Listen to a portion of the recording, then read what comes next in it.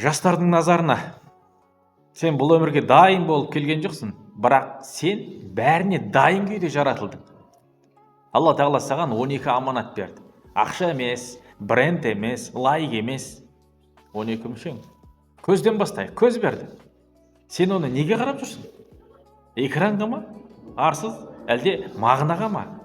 Құлақ берді. Сен не тыңдайсың? Дамытатын сөз бе, әлде ішіңді бос қылатын шу ма?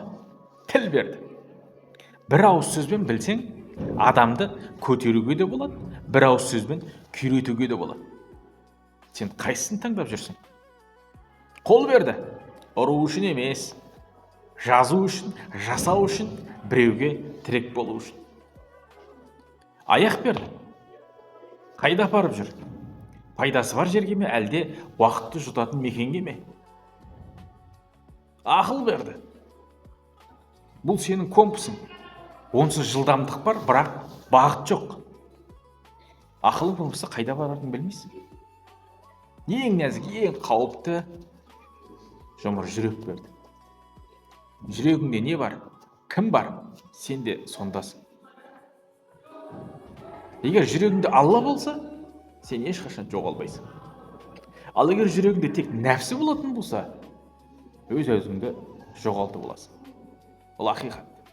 Бұл мүшелер сенікі емес, олар уақытша. Ал сұрауы мәңгі. Бір күні қалай өмір сүрдің емес, берілген аманатты қалай ұстадың деп сұралады. Сондықтан қазірден ойлан, кейін емес, қартайғанда емес, дәл қазір.